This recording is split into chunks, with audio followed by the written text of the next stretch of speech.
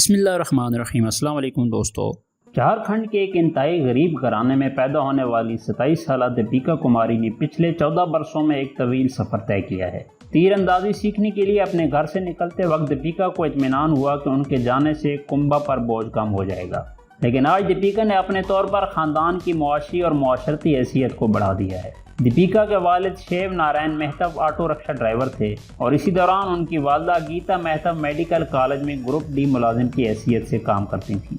Olympic federation نے ایک مختصر دستاویزی فلم بنائی ہے جس میں دیپیکا اور اس کے اہل خانہ نے دیپیکا کے سفر سے وابستہ چیلنجوں کے بارے میں بات کی۔ دیپیکا کے والد شیو نارائن کا یہ کہنا تھا کہ جب دیپیکا پیدا ہوئی تب ہماری معاشی حالت بہت خراب تھی، ہم بہت غریب تھے۔ میری بیوی 500 روپے ماہانہ تنخواہ پر کام کرتی تھی اور میں ایک چھوٹی سی دکان چلاتا تھا۔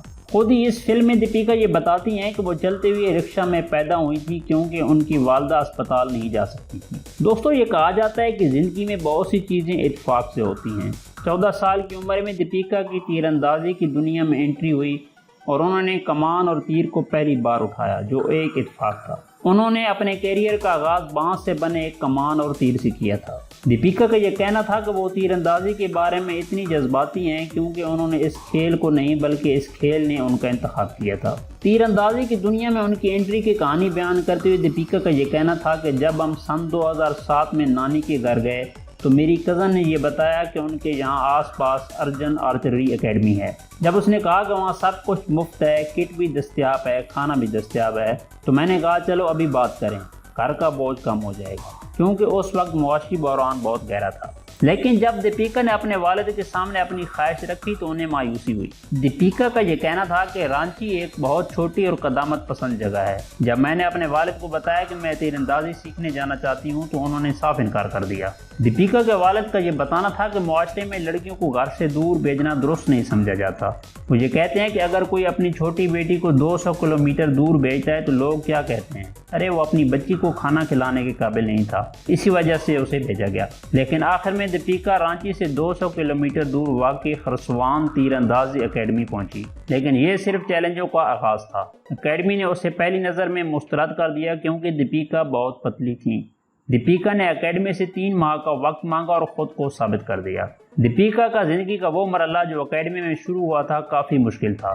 دیپیکا کا یہ کہنا تھا کہ میں شروع ہی سے بہت پرجوش تھی کیونکہ یہ سب ایک نئی چیز کے طور پر ہو رہا تھا، لیکن کچھ وقت بعد مجھے بہت ساری پریشانیوں کا سامنا کرنا پڑا جس کی وجہ سے میں مایوس ہو گئی۔ اکیڈمی میں باتھ روم نہیں تھے، نہانے کے لیے ندی پر جانا پڑتا تھا اور جنگلی ہاتھی رات کو آتے تھے، اس لیے رات کے وقت واش روم کے لیے باہر جانا ممنوع تھا۔ لیکن آہستہ آہستہ جب تیر اندازی سے لطف اٹھانا شروع ہوا تب وہ تمام چیزیں ثانوی لگنے لگی۔ مجھے جیسے ہی کمان ملا میں نے جلدی سے شوٹنگ شروع کر دی۔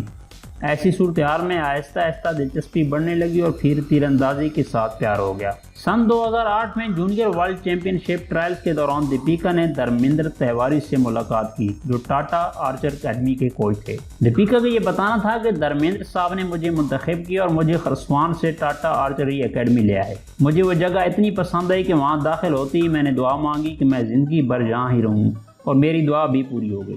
دھرمیندر تیواری فی الحال دیپیکا کے کوچ بھی ہیں اور دنیا کے نمبر 1 آرچر بننے کا دیپیکا کا تجربہ بہت ہی دلچسپ ہے۔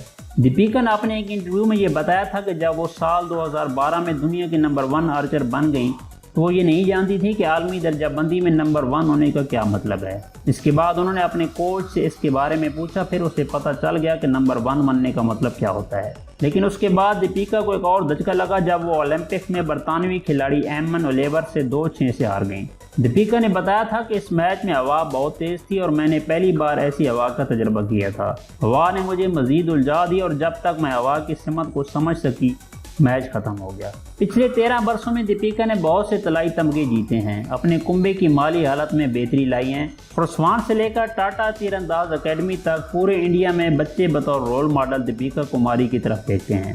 3 اولمپک مقابلوں کے درمیان دیپیکا نے ایک عورت کی حیثیت سے بھی ایک طویل سفر طے کیا ہے۔